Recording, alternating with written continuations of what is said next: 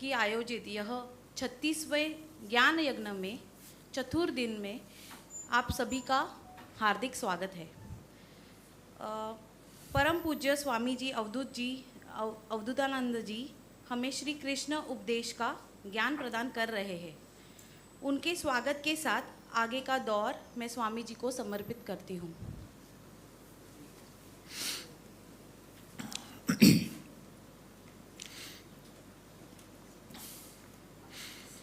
गुरुर्ब्रह्मा गुरुर्विष्णु गुरुर्देवो महेश्वरः गुरु साक्षात् परम ब्रह्म तस्मै श्री गुरवे नमः। तस्मै श्री गुरवे नमः। सदाशिवसमारम्भां शङ्कराचार्यमध्यमाम् अस्मदाचार्यपर्यन्तां वन्दे गुरुपरम्पराम्।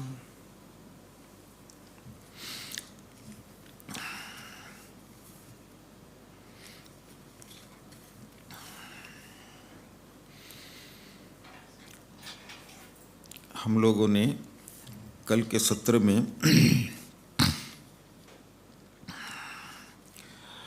समत्व योग के बारे में विचार किया। योगस्थ कुरु कर्माणि संघम त्यक्त्वा धनंजय सिद्ध्य असिद्ध्य समो भूत्वा समत्वम योग उच्यते। तो समता का भाव हो, यश अपयश में भी, सुख दुख में भी, कोई कर्म अपूर्ण भी रह गया हो तब भी उसका दुख ना हो।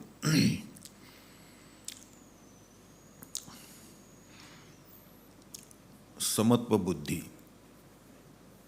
समत्व बुद्धि में हम लोगों ने ये भी देख लिया कि सभी का शरीर तो पंचमहाभूतों से ही बना है। पहली बात, सभी में वही परमात्मा है, सभी में ही वो एक ही तत्व है। तो हम जब नमस्कार करते तो उस तत्व को हम नमस्कार करते हैं। भले वो हिटलर हो या गांधी हो, महात्मा गांधी हो, सब में तो वही तत्व है। तो ये इसी को समत्व भाव कहते हैं। सब में एक ही तत्व है, सर्वोच्च। तो ये भाव हमेशा बना रहे। तो फिर क्या है, किसी के साथ कोई राग द्वेष नहीं होगा, अपना ही स्वरूप है, सब में वही है, अपना ही स्वरूप है सब। फिर हम लोगों ने ये भी देख लिया कि बुद्धि युक्त जहातीह उभय सुकृत दुष्कृते तस्माद् योगाय युजस्व योग कर्मसु कौशलम। बुद्धि युक्त होना वो कैसे? जहाति इह उभय सुकृत दुष्कृते, मतलब सुख और दुख, पाप कर्म, पुण्य कर्म और पाप कर्म, धर्म और अधर्म, दोनों का ही त्याग करना है। जहाती हो, ये दोनों भी जो है द्वंद्व है, तो दोनों का त्याग करना है। परम सत्य जो है ये द्वंद्वों के परे होता है। तस्माद् योगाय युजस्व योग कर्मसु कौशलम। योग कर्मसु कौशलम, इस पर हम लोगों ने कल के सत्र में विस्तार से विचार किया। योग कर्मसु कौशलम क्या है? अगर कर्म में कुशलता लानी हो, किसी भी प्रकार का कर्म हो, विचार में, वाणी में, कर्म में, उठने बैठने में वगैरह वगैरह, तो इसमें अगर हमको जो है कुशलता लानी हो तो उसके लिए फिर क्या करना चाहिए? कुशलता का अर्थ क्या हो गया? वाणी में कुशलता क्या है, विचार में कुशलता क्या है, कर्म में कुशलता क्या है? वाणी में कुशलता ये है कि हम कुछ कहते हैं, कहने के बाद में उसका पछतावा नहीं होना चाहिए कि हमको ऐसा नहीं कहना चाहिए था। अगर पछतावा हो रहा है तो हमारे वाणी में कुशलता नहीं है। कुछ विचार हमारे मन में आते हैं, उसके बाद में हमको पछतावा होता है कि ऐसे विचार तो हमारे मन में नहीं आने चाहिए, हमारी बुद्धि में नहीं आने चाहिए विचार, हाँ ऐसी भावना हमारे मन में नहीं आनी चाहिए। तब तो जो है विचार और भावना में कुशलता नहीं है। कुछ कर्म करने के बाद में अगर उसका पछतावा होता है कि हमको ये कर्म नहीं करना चाहिए था, तब तो कर्म में कुशलता नहीं है। तो गलतियाँ कब होती है? जब हम 100% वर्तमान में नहीं रहते, तब जो है त्रुटि रह जाती है। वाणी में कुछ हो जाता है, कुछ कर्म करने में हो जाता है। कल के सत्र में हमने बताया था, कोई भी काम करते समय जहाँ पे हमारे हाथ काम कर रहे हैं वहीं पर जो है हमारी दृष्टि भी होनी चाहिए, आंखें वहीं पर होनी चाहिए, मन भी वहीं पे होना चाहिए। तब तो जो है कर्म में कुशलता आती है। कई बार हम ये सुनते हैं किसी को कुछ काम दे दो और वो काम ठीक से नहीं हुआ, तो जब पूछेंगे भाई ये काम तो ठीक से नहीं हुआ, नहीं वैसे तो मुझे ये काम करना अच्छा नहीं लगता, तो हमारा मन नहीं था उसमें, मतलब हाथ तो यहाँ पे काम कर रहे थे, मन कहीं और भटक रहा था। तो ये महत्व की बात है। योग कर्मसु कौशलम। तो काम करते वक्त जो है 100% वर्तमान में रहना जरूरी है, न भूत में जाना है न भविष्य में जाना है। तो वहीं पे करिए, तब तो जो है कुशलतापूर्वक हम कर्म कर सकते हैं। नहीं तो हाथ से तो काम यहाँ पर कर रहे, आंखें कहीं और देख रही है, मन कहीं और है, तो कर्म में कुशलता नहीं आती। और हमने कुछ उदाहरण भी लिए थे, अगर हम 100% वर्तमान में ना हो तो कैसी गलतियाँ हो जाती है कर्म करने में। तो इसीलिए जो है फिर सतर्कता नहीं रहती। हमको सतर्क रहना भी बहुत ज़रूरी है। तो ये बात बताने के बाद में फिर हमने 55वें श्लोक में अभी स्थितप्रज्ञ की बात बताते हैं भगवान।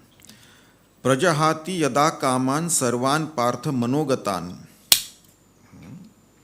और फिर आत्मनि एव आत्मना तुष्टः स्थितप्रज्ञस्य उच्यते।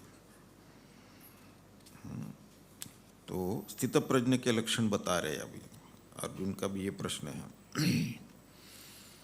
तो स्थितप्रज्ञ जो है किसको कहते हैं? प्रजातिह। प्रजहाति यदा कामान। प्रजहाति मतलब त्याग करना। किस चीज़ का त्याग करना है? सारे कामना का त्याग करना है। हे पार्थ, मनोगतान, अपने मन से सारी कामनाएं निकाल देना। आत्मनि एव आत्मना तुष्टः स्थितप्रज्ञस्य तद उच्यते। अब ये जो है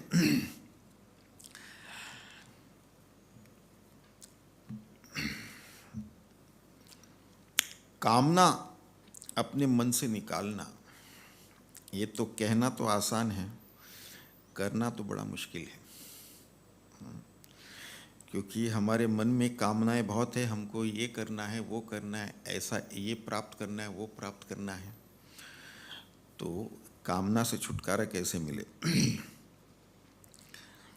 तो हमने कल देख लिया कि यदि कर्ता भाव लगा है, अच्छे कर्म से कर्ता भाव लगा है, तो धर्म की प्राप्ति होती है, पुण्य की प्राप्ति होती है, फल उसके अच्छे होते हैं। बुरे कर्म से यदि प्राप्त हो गया, बुरे कर्म हमने किया है, तो उसके नतीजे में जो है फल भी वैसे ही होगा, क्योंकि कर्ता भाव इससे लगा हुआ है। ये अहंकार ही है। अगर ये अहंकार न हो, इससे तादाद में आइडेंटिफिकेशन ना हो, मैंने किया या मैंने नहीं किया, तब तो जो है ये हमको स्पर्श नहीं करेगा, तो ये दोष नहीं होगा, कर्ता दोष नहीं होगा। भगवान में जो है अंतःकरण नहीं है, इसके लिए भगवान में कर्ता भाव भी नहीं है। यदि कर्ता भाव न हो, डूअरशिप नोशन ना हो, तब तो जो है कर्म का फल हमको लिप्त नहीं होता, हमको चिपकता नहीं है। अगर ये कर्ता भाव है, अच्छा कर्म हमने किया है, ये तो हमसे बुरा कर्म हो गया, तो ये कर्ता भाव यदि आ गया तो उसके फल के भी जो है अधिकारी हम हो जाएंगे, तो भोगना पड़ेगा। कर्ता भाव नहीं है, ना अच्छे कर्म से है ना बुरे कर्म से है, तो उसका फल जो है हमारे पास नहीं आएगा, उससे हम लिप्त नहीं होंगे। इसीलिए भगवान जो कुछ भी करते हैं उनको कोई फर्क नहीं पड़ता, क्योंकि अंतःकरणी नहीं है, उनका अहम भाव भी नहीं है। परम सत्य में कहाँ आता है ये? न शरीर है, न इंद्रिय है, न प्राण है, न मन और मन की भावनाएं हैं, न बुद्धि है, बुद्धि के विचार है, ये तो कुछ है ही नहीं परम सत्य में। शुद्ध स्वरूप है, आत्म स्वरूप है। तो जब हमारा अंतःकरण जो है इसमें कर्ता भाव नहीं होता है, हम उससे मुक्त हो जाते हैं, तो फिर जो है हमारी प्रज्ञा स्थिर हो जाती है, स्थिरता आती है उसमें। और फिर हम किसके अधिकारी होते हैं? हम अविद्या के निवृत्ति के अधिकारी होते हैं। तो ये जो है कामना तो बहुत ही कठिन ग्रंथि है एक प्रकार की। और ग्रंथि क्या है? गुण गुण में जब उलझता है तब ग्रंथि बनती है। और फिर जो है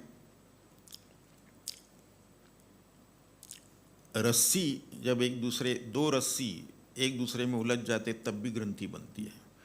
संस्कृत में भी जो है एक नाम रस्सी का गुण भी है, तो गुण गुण में जब उलझता है तो उसकी ग्रंथि बनती है। तो फिर विषय क्या है? तमोगुण का प्रभाव है विषय। वृत्ति जो है सत्वगुण का प्रभाव है। और फिर कामना जो है वो रजोगुण का प्रभाव है। तो ये जो वृत्ति विषय में उतरती है, तो सत्वगुणी वृत्ति ये तमोगुणी विषय में उतरती है, तब जो है रजोगुणी कामना उत्पन्न होता है। और कामना उत्पन्न होने के बाद में फिर जो है वो शांति से बैठने नहीं देगा हमको। जब तक कि हम उस कामना की पूर्ति नहीं करेंगे तब तक हम शांति से बैठ नहीं सकते। तो फिर उसके अंदर लग जाते हैं और फिर संसार शुरू हो जाता है। कामना पूर्ति के बाद में क्या होगा?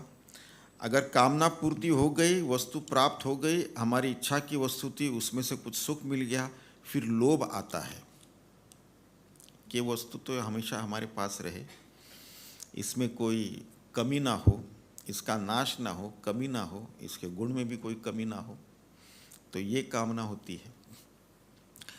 तो इसलिए जो है ये सारी जो है तो विषय तमोगुणात्मिका है, वृत्ति सत्वगुणात्मिका है और कामना जो है रजोगुणात्मिका है।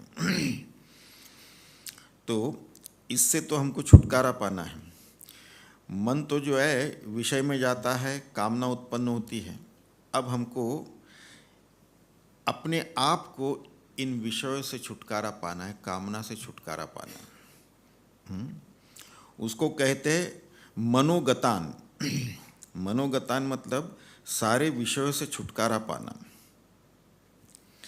अब बात यह है, यदा सर्वान कामान प्रजहाति मनोगतान प्रजहाति।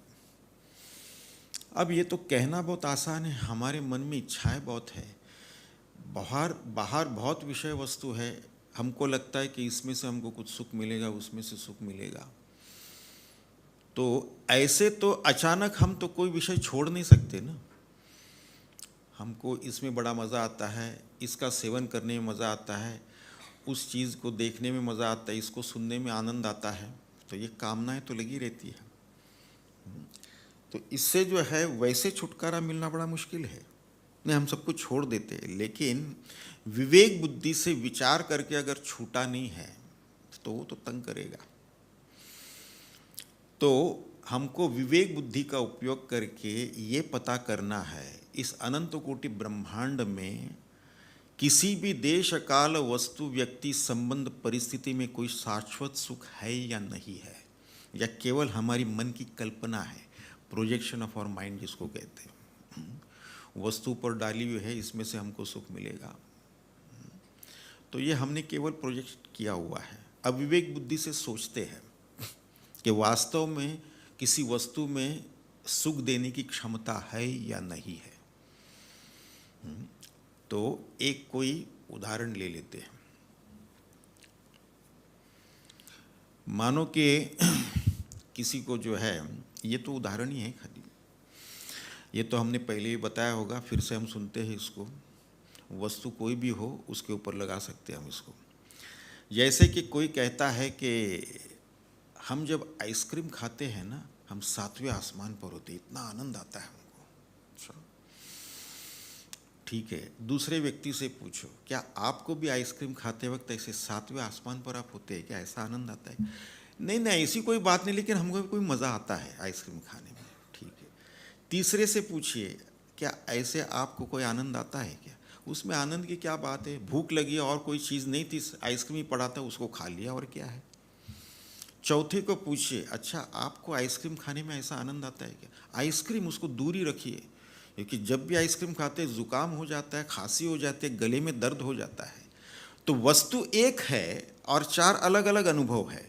अगर उस वस्तु में सुख या आनंद देने की क्षमता हो तो सबको बराबर होना चाहिए ना।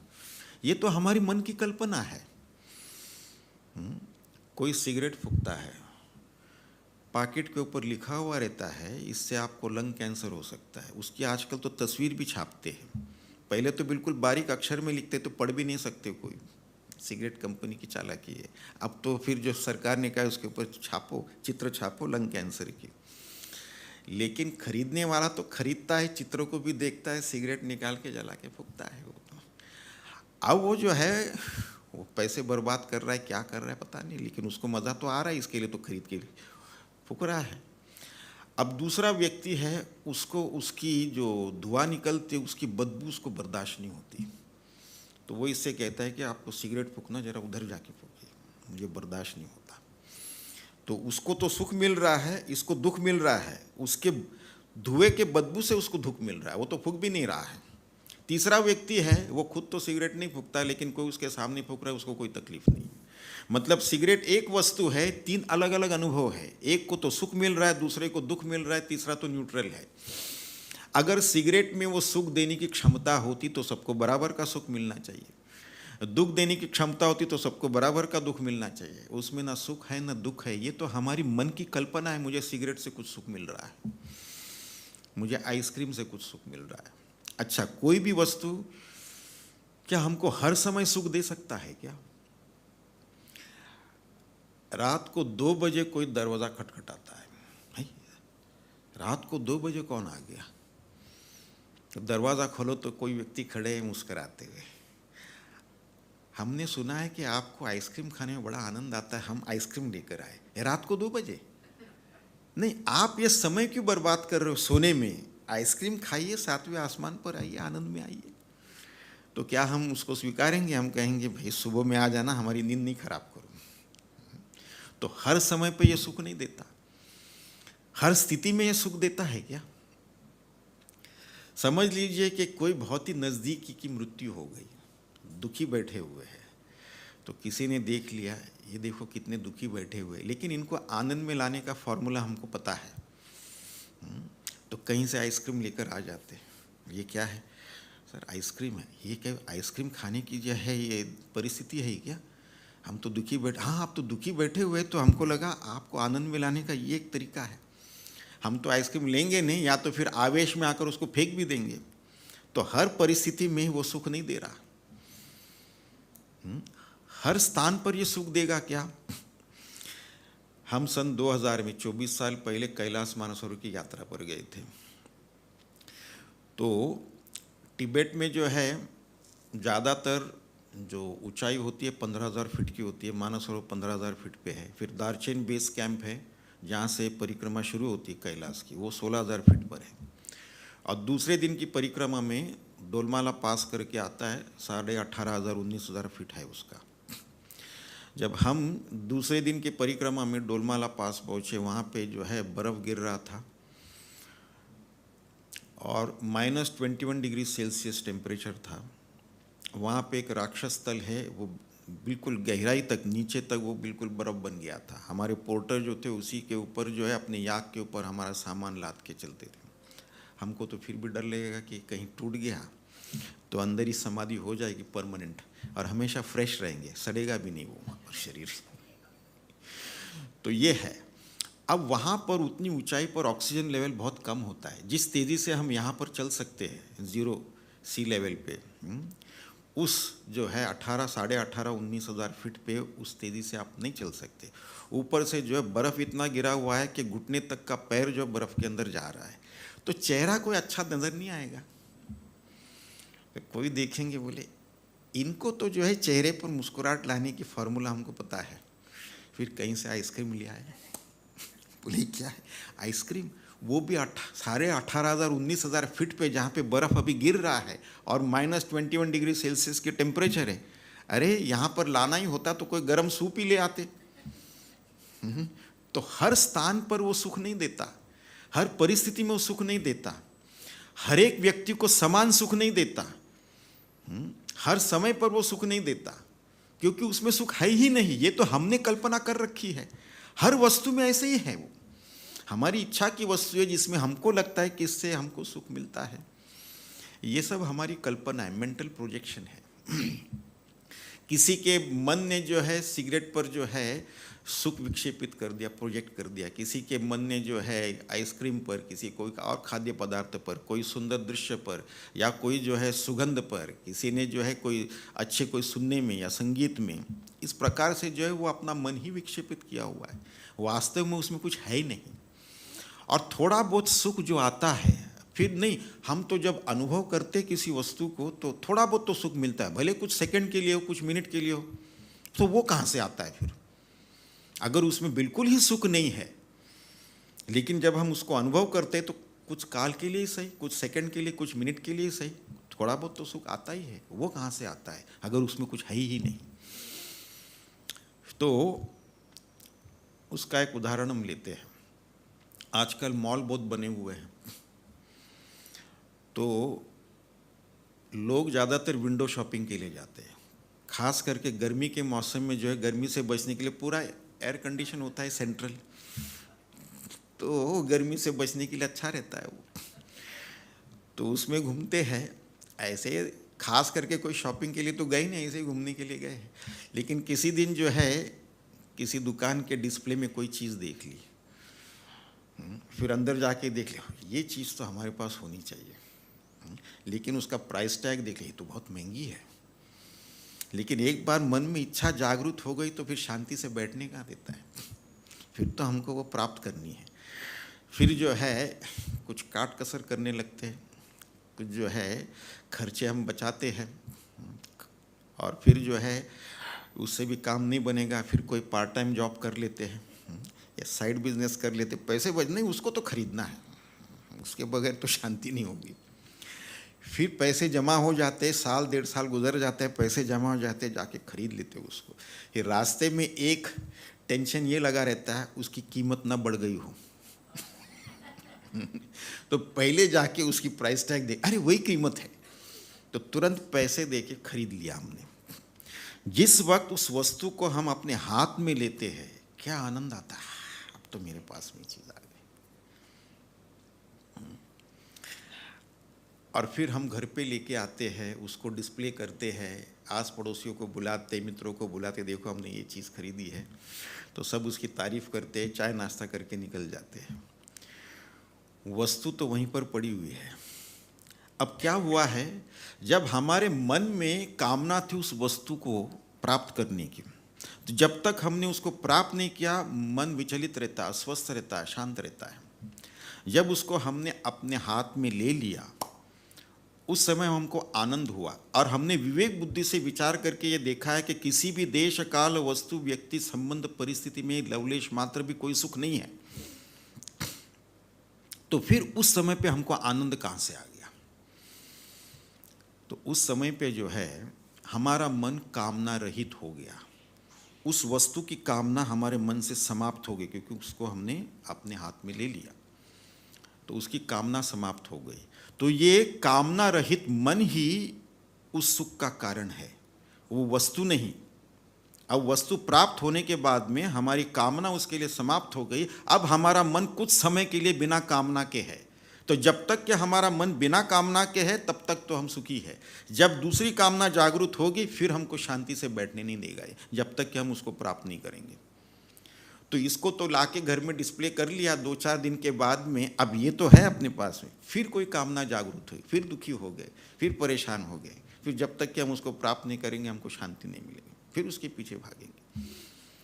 ये सारे हमारे मन में ही उत्पन्न होते हैं। मन में अगर कामना ना हो तो हमेशा सुखी रहेंगे। ऐसा भी कोई हो सकता है क्या? बिना किसी वस्तु के भोग के हम सुखी रह सकते हैं क्या? चलो इसकी भी दृष्टांत लेते हैं। जागृत अवस्था में हमको कई प्रकार के अनुभव होते हैं, सुख के भी होते हैं, दुख के भी होते हैं। फिर हम जब सोने जाते हैं तो हम स्वप्न अवस्था में आ जाते हैं, फिर स्वप्न देखते हैं। स्वप्न भी अच्छे बुरे स्वप्न देखते हैं। अच्छा स्वप्न देखा तो उसमें भी सुखी हो गए, बुरा स्वप्न आ गया तो दुखी हो गए, वगैरह वगैरह।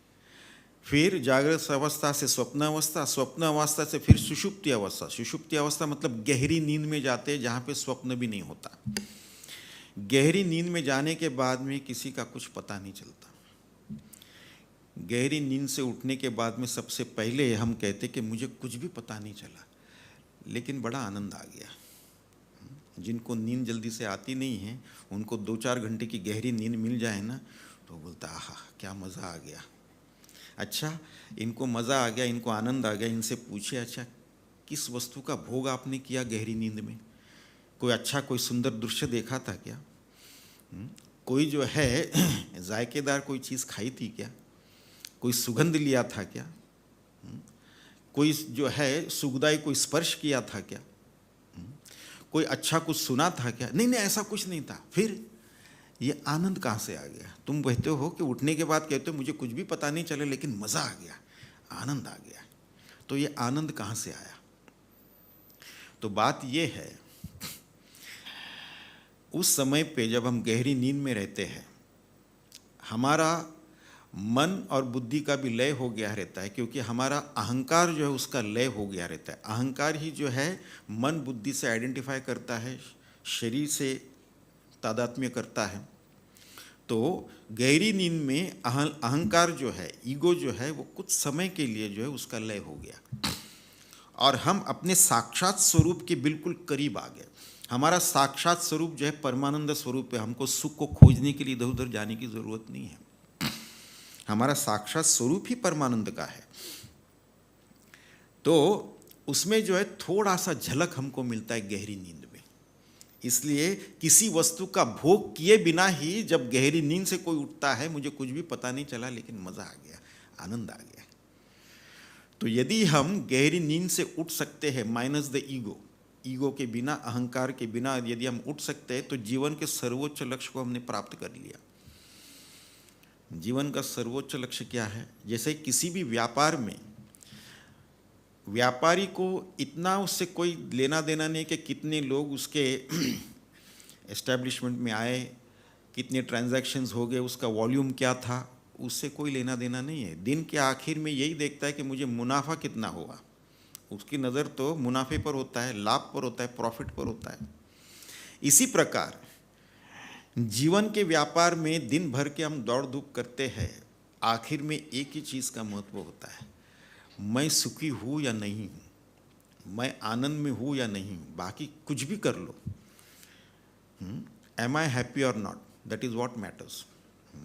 तो in the business of living जो है what happen matters at the end of the day is हम सुखी है या नहीं है, हम आनंद में है या नहीं है, बाकी कुछ भी कर लो। यही लक्ष्य है, क्योंकि हमारा स्वरूप आनंदमय है। हम तनिक भी दुख बर्दाश्त नहीं कर सकते, बिल्कुल बर्दाश्त नहीं कर सकते। तो इस प्रकार विवेक बुद्धि से विचार करके अगर हम त्यागते हैं तो फिर उसकी तकलीफ नहीं होती। विवेक बुद्धि कुछ किया नहीं, हमको ये छोड़ना है, छोड़ दिया। छोड़ने के बाद में इच्छा होती है, थोड़ा सा और उसका भोग करना चाहिए। फिर मित्र लोग भी होते हैं, अभी आज ही तो छोड़ा है ना, चलो आज ले लो, उसके बाद में कल से छोड़ देना, क्या फर्क पड़ेगा। तो विवेक बुद्धि से तो विचार किया नहीं है, बस ऐसे ही निर्णय ले लिया, उसने छोड़ा है मैं भी छोड़ूंगा। अच्छा, तो छोड़ तो दिया, लेकिन वासना तो गई नहीं है, वो तो तकलीफ देगा ही देगा। और फिर मित्र लोग भी होते हैं, प्रोत्साहन बढ़ाने के लिए, चलता है आज के दिन ले लो, कल से छोड़ दो। तो इस प्रकार से जो है विवेक बुद्धि से विचार करके ये छूटता है। नहीं तो क्या है, उसको स्मशान वैराग्य कहते हैं। जैसे किसी कोई नज़दीकी कोई है, उनका शव जो है स्मशान भूमि में जलते हुए देखते हैं, तब अचानक वैराग्य आ जाता है। इस संसार का कोई मतलब नहीं है, आखिर में तो सबको यहाँ पे आके तो जलना ही है इस तरीके से, चलो सब कुछ छोड़ देते हैं, संन्यास ले लेते हैं। वो केवल स्मशान भूमि तक ही सीमित रहता है। उससे बाहर निकलने के बाद में मुझे चाय की तलब लगी है, किसी को चाय चाहिए क्या? क्या हो गया वैराग्य के, क्या हो गया? संन्यास लेने वाले थे, उसका क्या हो गया? तो ये आवेश वैराग्य कहते हैं। या घर में जो है पत्नी से कोई झगड़ा हो गया, फिर पति ने कह दिया मैं संन्यास लेता हूँ। ये आवेश वैराग्य है, इससे कुछ नहीं होगा। फिर ये संन्यास लेके जंगल में जाके बैठेंगे, कहीं पे जाके बैठेंगे, वहाँ पे फिर अपने परिवार के बारे में सोचते रहेंगे, पता नहीं मेरी पत्नी क्या कर रही है, मेरे बच्चे क्या कर रहे हैं। क्योंकि विवेक बुद्धि से विचार करके तो वैराग्य आया नहीं है, ये तो आवेश वैराग्य कहते हैं, वो टिकता नहीं है। तो इस प्रकार जो है विवेक बुद्धि से विचार करके ही हम अपने कामनाओं का त्याग कर सकते हैं। वैसे नहीं त्याग होता, ये इतना आसान नहीं है। इसी प्रकार जो है, तो ये कामना का आना ही दुख का कारण है। कामना आ गई, अभी अज्ञानता में हम क्या करते हैं, कामना आ गई तुरंत उसके जो है पूर्ति के लिए लग गए, कर्म में लग गए, कितना पैसा आ गया, कितना समय हो गया। तो हमको जो है एक अच्छे अकाउंटेंट की तरह हिसाब किताब रखना है। अच्छा, मेरे मन में ये कामना जागृत हो गई। गृहस्थ आश्रम तो कामना पूर्ति के लिए है, अर्थ और काम पुरुषार्थ जो है गृहस्थ आश्रम के लिए है। पैसा कमाइए, अपनी इच्छा पूरी करिए, अपने परिवार की इच्छा पूरी करिए, उसी के लिए है। लेकिन कुछ समय के बाद में एक समय ऐसा भी आना चाहिए कि विवेक बुद्धि से विचार करना चाहिए। अच्छा, मेरे मन में ये कामना आई है, इसको पूर्ण करने में कितने पैसे लगेंगे, कितना मेहनत लगेगा, कितना समय लगेगा, और उसमें से प्राप्त होने वाला सुख कितना होगा और कितने देर तक टिकेगा, जिसको हम लोग कहते हैं कॉस्ट बेनिफिट रेशियो। तो ये हिसाब किताब हमको करके रखना चाहिए। तो बोले अच्छा, इसमें तो हमने इन्वेस्ट किया 10 करोड़ और पूरे साल भर का मेहनत करने के बाद में नेट प्रॉफिट हो गया 10 रुपये का है। ये 10 रुपये के प्रॉफिट के लिए इतना मेहनत किया हमने साल भर, इसकी क्या ज़रूरत है? तो ये जो है, इसका विवेक बुद्धि से विचार करके हर कामना की पूर्ति में कितना समय जाता है, कितना मेहनत लगता है, कितना पैसा जाता है, उसमें से प्राप्त होने वाला सुख कितने प्रमाण में होता है और कितनी देर तक टिकता है। कुछ सेकंड के लिए, 1-2 मिनट के लिए, 1-2 घंटे के लिए, 1-2 दिन के लिए, बाद में फिर तो वहीं के वहीं है। फिर या तो फिर बोर हो रहे या फिर दुखी हो रहे, जब तक कि दूसरी कामना उत्पन्न हो गई फिर वही हाल है। तो इसमें यह सोचना, तो अज्ञानता में जब विवेक नहीं था तो अज्ञानता में यही करते थे। कई कामना जागृत हो गई, फिर उसके पीछे पढ़ो, मेहनत करो, समय लगाओ, पैसे लगाओ, उसकी पूर्ति करो। तो ये तो 10 करोड़ इन्वेस्ट करना, 10 रुपये का प्रॉफिट लेना, उसके बराबर हो गया। फिर कामना जागृत हो गई, फिर विवेक बुद्धि से विचार किया। पहले भी ऐसे कई कामनाएं जागृत हो गई थी, मैंने पूर्ति भी की, पैसा भी बर्बाद हो गया, टाइम भी गया, मेहनत भी लगा, और वो सुख जो है ज़्यादा देर टिका भी नहीं। अब ये हो गया, यही हालत इसकी भी होगी। तो विवेक बुद्धि से विचार करके उसको जो है हम लोग सब्लिमेट करते हैं।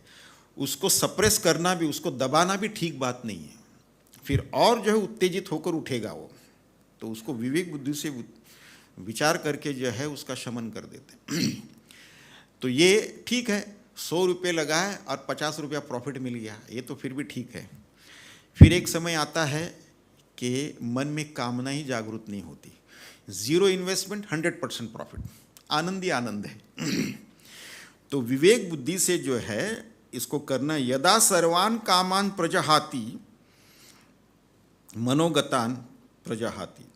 तो इसका मतलब है कि सारे जो है कामना है मन से निकालना है और फिर ये सारे जो है माइंड गेम्स होते हैं, मन का खेल है और कुछ नहीं।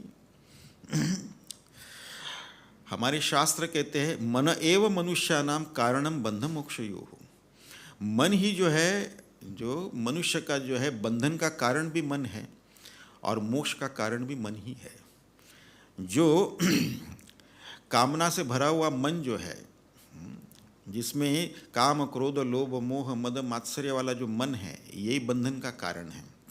और इससे जो मुक्त हो गया, ये जो है ये मन के विकार से जो मुक्त हो गया, वो फिर हमारे मोक्ष का कारण बनता है।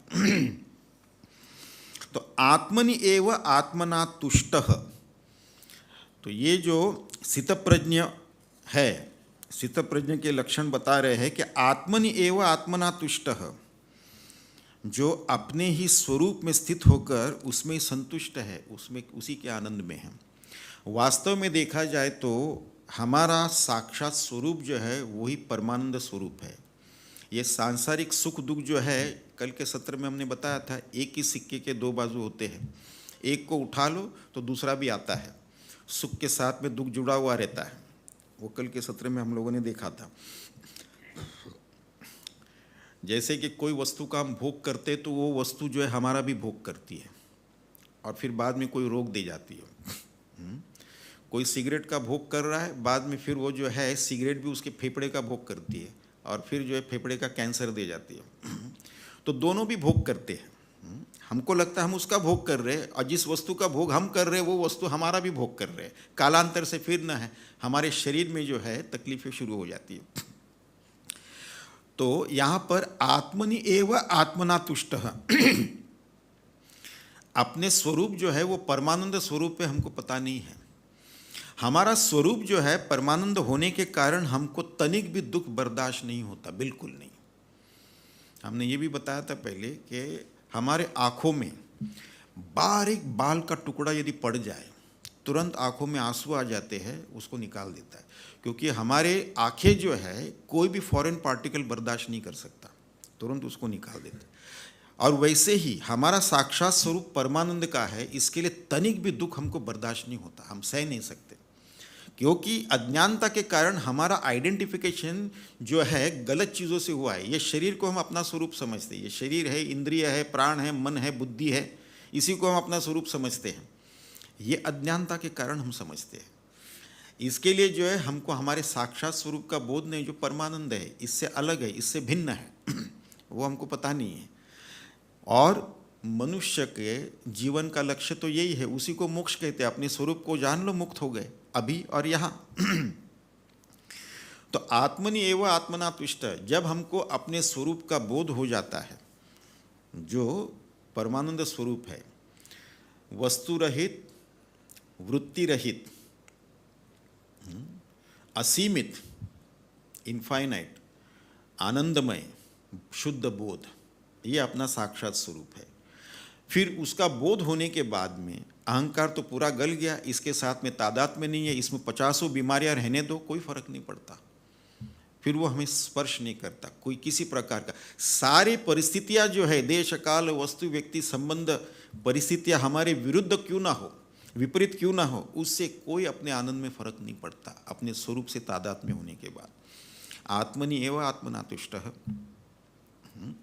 जो क्योंकि हम अपने स्वरूप के साथ में हैं, उसी में स्थित है और वो तो आनंदमय है। फिर तो अहंकार भी नहीं रहा। अहंकार इससे आइडेंटिफाई करेगा तब तो तकलीफ होगा ना। अहंकार ही नहीं है वहाँ पे इससे तादात्म्य करने के लिए, तो इसमें कुछ भी हो जाए क्या फ़र्क पड़ता है। जैसे यदि हमने इस हाथ को बधिर कर लिया, इसको पिन लगाए या छुरी लगाए, जैसे सर्जरी में होता है, तो हमको पता नहीं चलता, वैसे है। तो ये अहंकार गल गया तो इसके साथ में तादात्म्य करने के लिए कुछ नहीं है, इसके टुकड़े भी कर दो, कोई फर्क नहीं पड़ता। तो ये जो है आत्मनि एव आत्मना तुष्टः। यदि हम समझते हैं कि हमारा सुख जो है देश काल वस्तु व्यक्ति परिस्थिति पर निर्भर है, एक तो क्या है कि ये जो चीज़ है ये हमेशा हमारे साथ में रहे, हमारे अनुकूल रहे, उसमें ये सारे गुण हो, लेकिन इस पर अगर निर्भर है, किसी भी प्रकार की निर्भरता, डिपेंडेंसी जो होता है, ये बंधन का कारण होता है। एक बात ध्यान में रखिए, यदि हम अपने सुख के लिए किसी बाहर के किसी देश काल वस्तु व्यक्ति संबंध परिस्थिति पर निर्भर हो रहे हैं तो फिर ये बंधन का कारण है। और किसी भी प्रकार का बंधन जो है ये दुख का कारण बनता है, क्योंकि जिसके ऊपर निर्भर है वो तो हमको मैनिपुलेट कर सकता है ना। अगर व्यक्ति संबंध है, वस्तु है, उसके ऊपर निर्भर है, वो वस्तु हमेशा हमको प्राप्त होनी चाहिए, उसमें वही गुण होने चाहिए, उसी मात्रा में प्राप्त होने चाहिए, वो कभी घटना नहीं चाहिए, उसमें कोई गुण भी कम नहीं होनी चाहिए, वगैरह वगैरह। तो जब अपने स्वरूप का बोध कर लेते तो आनंद ही आनंद है, कहीं पर भी हो, कहीं कुछ भी हो, कोई फर्क नहीं पड़ता अपने आनंद में। तो इसलिए आत्मनि एव आत्मना तृप्तः। तो हम तो जो है ये स्थितप्रज्ञ जो है वो अपने स्वरूप में भी जो है आनंद में रहता है, किसी बाहर के किसी भी चीज़ पर उसका सुख जो है, उसका आनंद जो है निर्भर नहीं है। प्रजाहाति यदा कामान, ये कहकर जो है यहाँ पर सारी कामना का निषेध हो गया। प्रजाहाति यदा कामान, सारी कामना का निषेध हो गया, लेकिन इंद्रिय और विषय का निषेध नहीं हुआ है। फिर कहा गया आत्मनि एव। आत्मनि एव कहने से जो है सारे विषयों का भी निषेध हो गया, और आत्मना कहने से जो है सारे इंद्रियों का भी निषेध हो गया। तो आत्मनि एव आत्मना तुष्टः, ये सारा सबका निषेध हो गया। ये 5 प्रकार की जो है स्थिति होती है हमारे चित्त की। पहली स्थिति क्या है? मूढ़। मूढ़ यानी क्या है? अपने शरीर के साथ में जो है, जड़ शरीर जो है उसके साथ में हमारा तादात्म्य, आइडेंटिफिकेशन है कि हम ये शरीर है, फिर शरीर को कुछ हो जाए तो मानो हमको हो रहा है ये। तो ये पहला मूढ़ है, ये चित्त की स्थिति। दूसरा जो एक क्षिप्त। क्षिप्त यानी क्या है? अब शरीर से तो हमने तादात्म्य कर लिया, तो शरीर के सुख के लिए जो है विषयों का चिंतन करना, तो ये इसको कहते हैं क्षिप्त। फिर आता है विक्षिप्त। विक्षिप्त मतलब जो है हमारा मन इधर उधर भटकते रहता है। भजन या ध्यान में बैठे तो ध्यान में मन नहीं है, कहीं और भटक रहा है।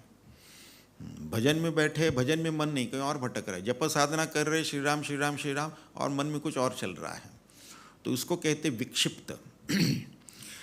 फिर एकाग्र। एकाग्र का क्या मतलब है? एक किसी विषय वस्तु में जो है मन को एकाग्र करना, मग्न होना, मन का मग्न होना। किसी एक विषय को हमने देख लिया, उसके बारे में विचार करने लग गए, वो हमारे पास होना चाहिए, उसी में मग्न होना। तो ये जो है इस प्रकार का एकाग्र। और फिर निरुद्ध। निरुद्ध मतलब कुछ चीज़ों से जो है अलग रहकर जो है उसको देखना। तो ये सारे जो है ये अपनी चित्त की स्थिति है।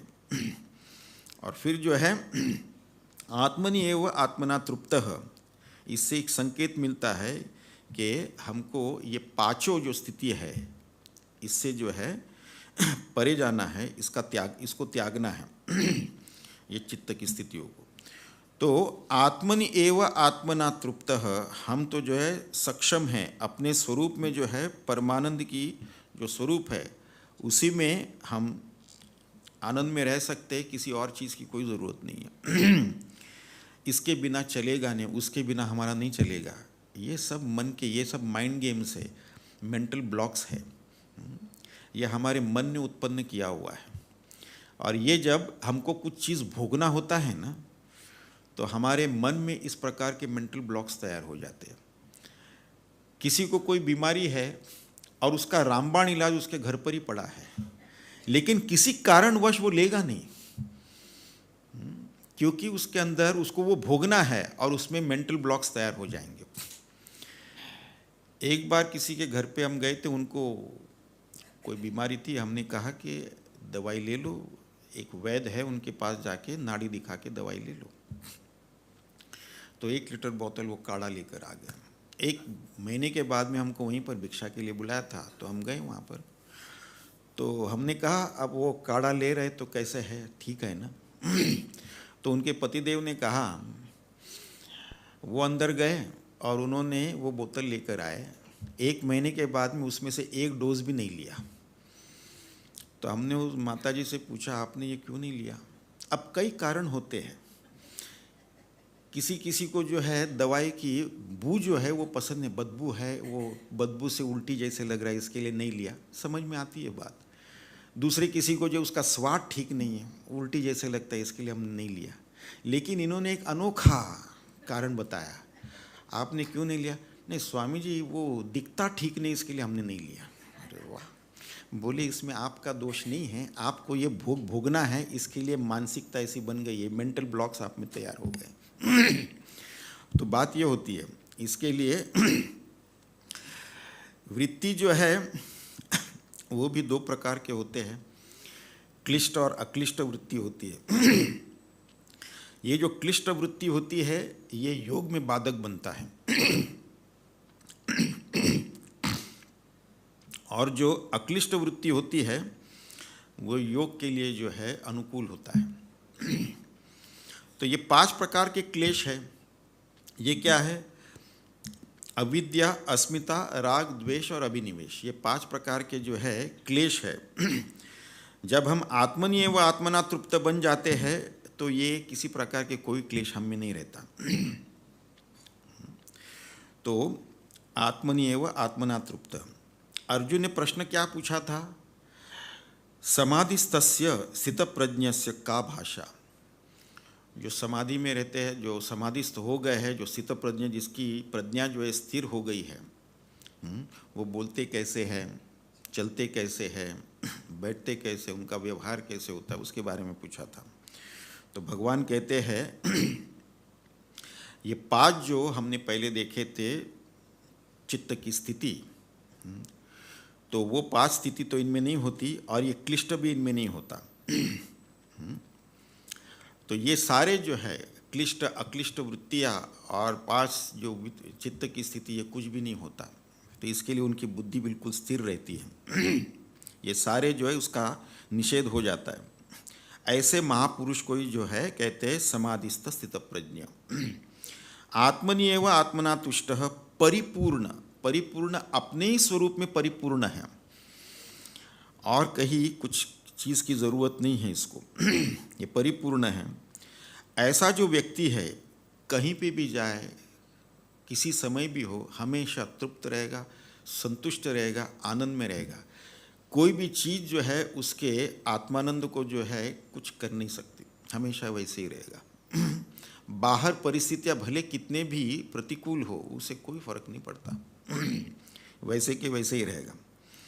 तो ज्ञान में जो है प्रज्ञा प्रधान है ज्ञान में,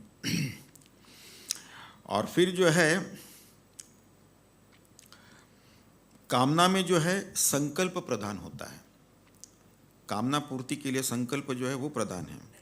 और जब हम ये कामना और कर्म से मुक्त हो जाते हैं, फिर हम अमृत हो जाते हैं, मर्त्य से जो है अमृत हो जाते हैं, आत्मबोधि हो जाते हैं। अमृत होना, आत्मबोधि होना।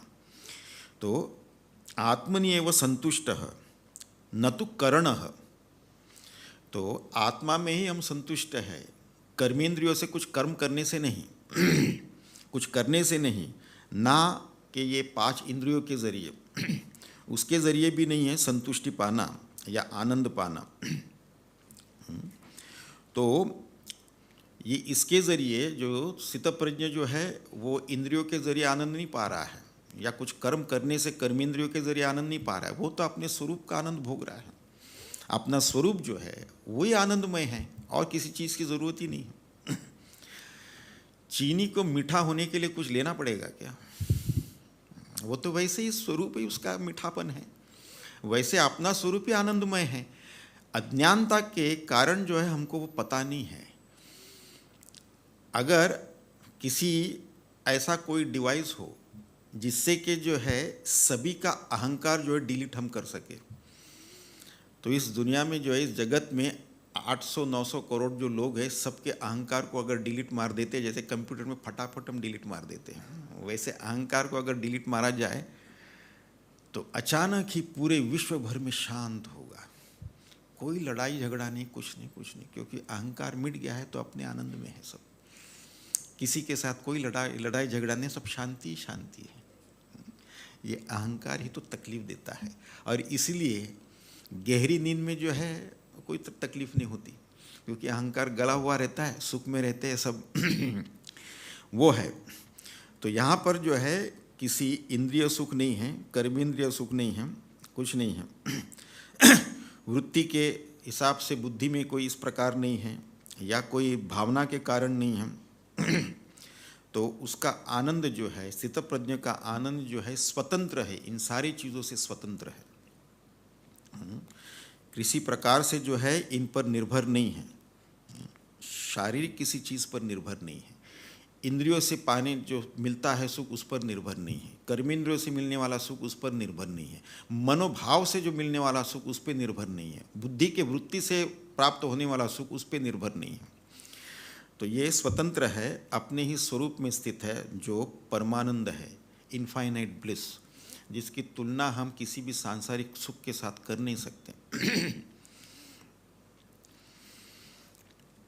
तो ये जो सुख है, ज्ञानेश्वर महाराज जो है इसकी बड़े संत हो गए महाराष्ट्र के आळंदी के, वो आम व्यक्ति को समझाने के लिए ये परमानंद क्या है उसका झलक दिखाते। वो क्या कहते हैं कि हमको समझ लीजिए कि कोई सबसे बढ़िया स्वादिष्ट कोई चीज़ का हम सेवन कर रहे हैं, उससे जो है हमको जो सुख मिल रहा है, और उसी समय पे जो है बहुत बढ़िया सुगंध भी आ रहा है, तो हमारा सुख जो है दुगना हो गया।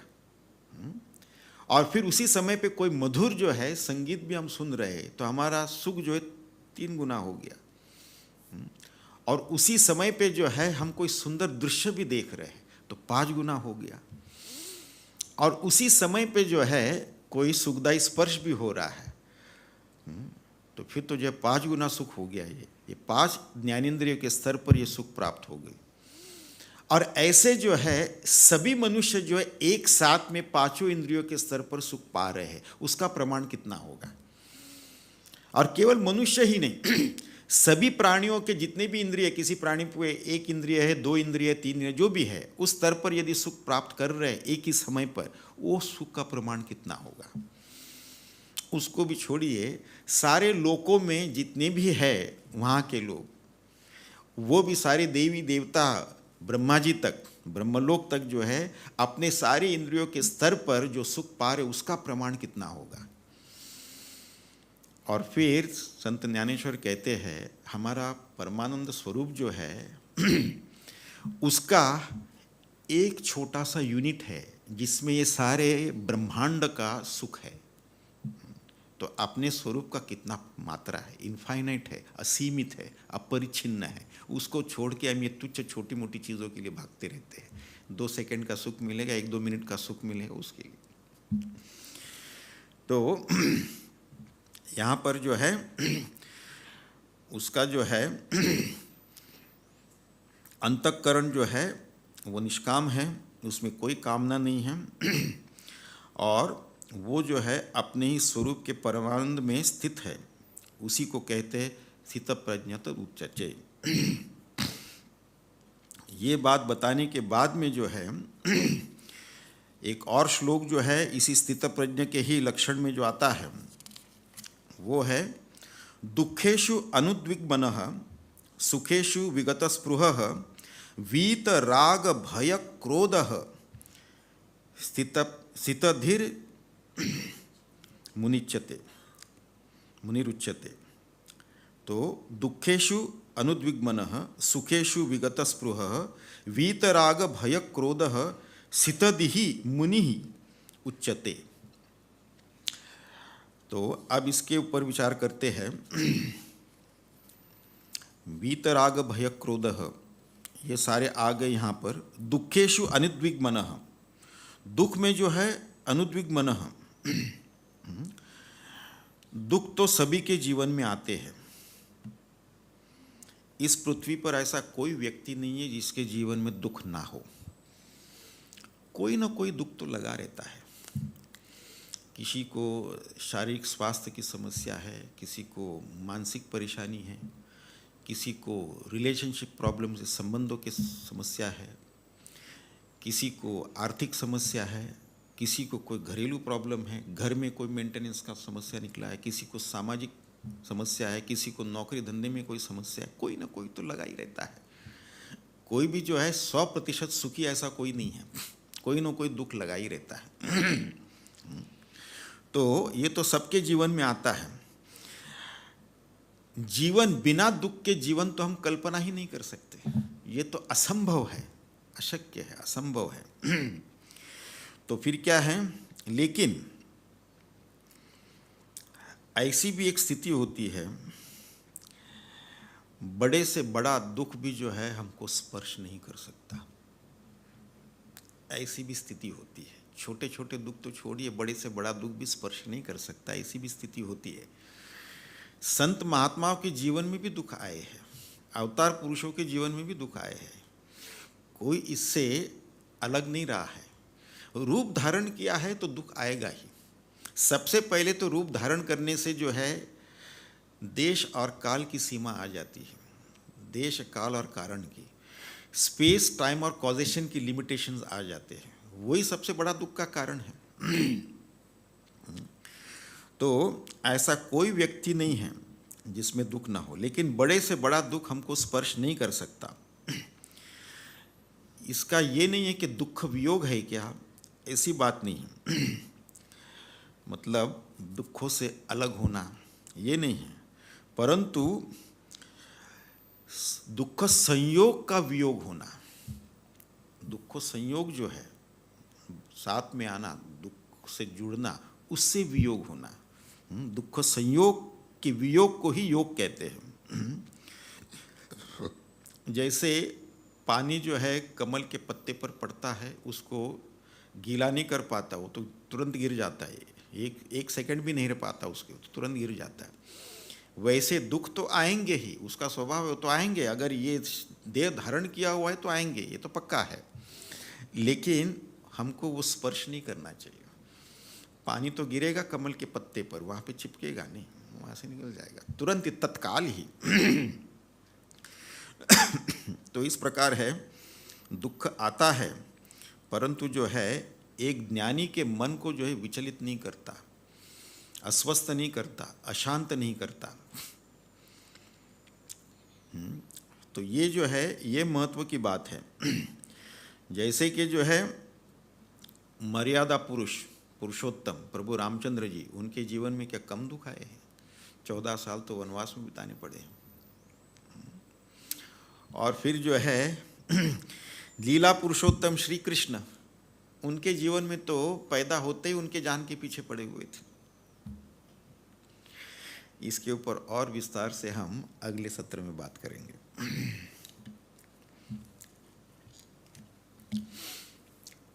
ओम पूर्णमदः पूर्णमिदं पूर्णात् पूर्णमुदच्यते पूर्णस्य पूर्णमादाय पूर्णमेवावशिष्यते। ओम शांति शांति शांति। हरिः ओम श्री गुरुभ्यो नमः। हरिः ओम।